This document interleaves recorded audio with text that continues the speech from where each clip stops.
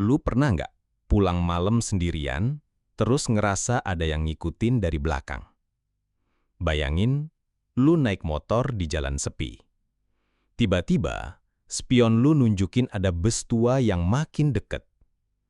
Tapi anehnya, nggak ada suara sama sekali. Pas lewat, penumpangnya diam semua. Dan sopirnya nggak ada. Lu masih berani nengok ke dalam? Atau lu gas aja sekenceng-kencengnya? Cerita kali ini datang dari seorang cowok yang harus pulang malam lewat jalur Alas Roban. Tapi yang dia temuin di tengah jalan bukan orang biasa. Selamat datang di Radio Realita. Namanya Bayu, umurnya 26. Baru nikah beberapa bulan. Kerjanya di gudang logistik di Semarang. Malam itu, dia lembur sampai tengah malam. Istrinya udah nelpon berkali-kali minta ditemenin di rumah orang tuanya di Batang. Jam udah nunjukin pukul 1 dini hari. Bayu buru-buru pulang. Karena males muter lewat tol, dia mutusin ambil jalan pintas. Lewat Alas Roban. Lebih cepat, pikirnya. Lagian, motor metiknya juga masih kuat.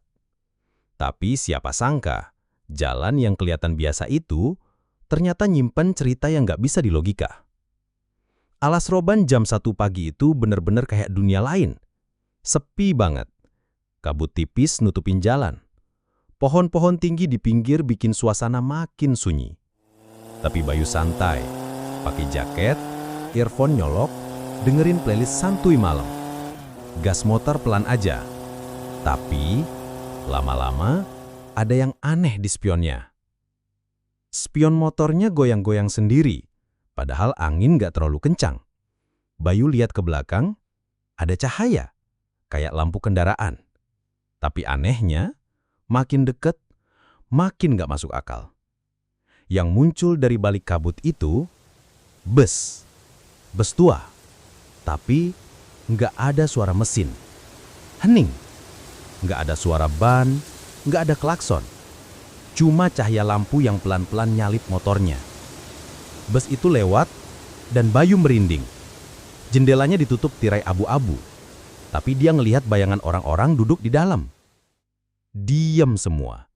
Nggak ada yang noleh. Nggak ada yang gerak. Bayu ngelambat, ngerasa nggak enak.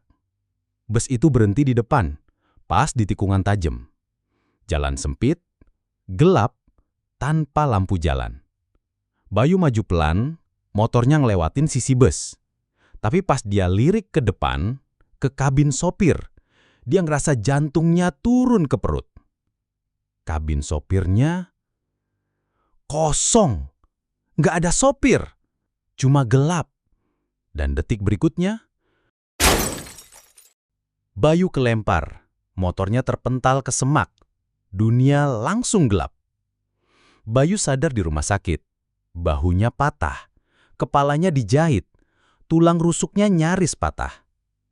Busnya mana? Itu hal pertama yang dia tanyain. Polisi yang jaga cuma geleng. Nggak ada bus, Mas. Anda ditemukan sendiri di pinggir jalan. Motor rusak parah. Tapi nggak ada jejak kendaraan lain. Dokternya bahkan bilang, kalau 5 menit telat, udah keburu kehabisan darah. Bayu makin bingung. Dia yakin banget ada bus. 2 minggu kemudian, Bayu ngajak temennya Anton balik ke lokasi. Mereka berhenti di warung kecil deket tikungan. Pak, saya kecelakaan di tikungan situ, kata Bayu ke bapak warung. Saya lihat bus tua lewat. Bapak pernah lihat juga? Bapak itu mendadak kaku. Pucat. Masih ada ya? Katanya pelan. Dulu sering muncul. Tapi sejak 2004, udah nggak pernah kelihatan. Bayu heran, emang kenapa tahun 2004? Waktu itu ada bus malam masuk jurang. Semua penumpang meninggal. Tapi, katanya, mereka belum pulang. Sejak kejadian itu, Bayu sering mimpi buruk. Mimpinya selalu sama. Dia duduk di dalam bus, kursi bau, Tirai tertutup. Penumpang lain duduk diam. Wajahnya hitam, kayak kebakar. Matanya kosong. Bus terus melaju, tapi nggak pernah sampai. Di luar cuma kabut. Jalannya kayak ngulang terus. Setiap bangun, bantalnya basah. Tapi bukan karena keringat. Ada bau melati yang nyisa di kamar. Malam keempat, dia bangun sambil genggam tiket lusuh. Di tiket itu tertulis, pulang 01, barisan terakhir. Bayu akhirnya ke rumah seorang ustadz di Batang, ceritain semuanya. Ustadz itu dengerin dengan serius. Terus bilang, "Mas Bayu, bus itu emang suka cari penumpang baru, tapi kamu masih dilindungi." Mereka doa bareng.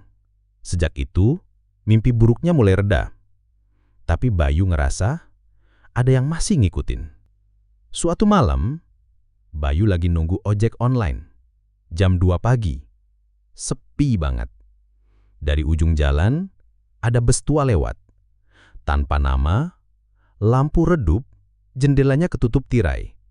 Tapi dari bayangan, ada penumpangnya. Bayu buru-buru ngeluarin HP. Tapi pas mau foto, HP-nya ngeblank. Layarnya gelap. Pas bus udah lewat, HP-nya nyala lagi. Dan di galeri, ada foto dirinya lagi duduk di dalam bus.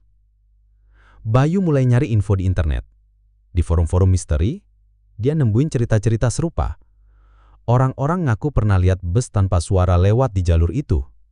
Semuanya sama, hening, bau melati, dan busnya nggak punya sopir.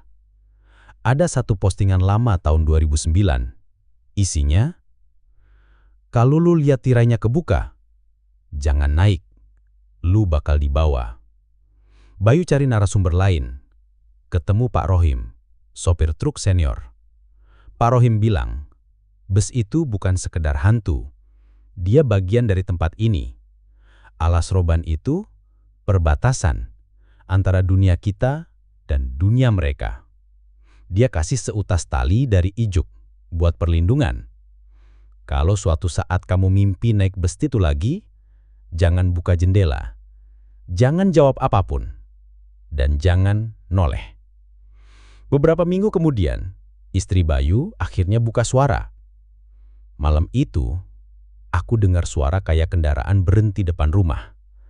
Kukira lu udah nyampe, tapi pas aku buka tirai, kosong. Nggak ada apa-apa. Cuma bau melati." Bayu diam, nggak berani nebak artinya. Sekarang Bayu tinggal di Jakarta. Setiap kali naik bus malam, dia selalu buka tirai jendela. Spion dicek terus. Buat kalian yang punya kisah-kisah unik dan horor, bisa langsung dikirim ke email gue. Siapa tahu cerita berikutnya mungkin adalah cerita kalian. Sampai jumpa di cerita selanjutnya, hanya di Radio Realita.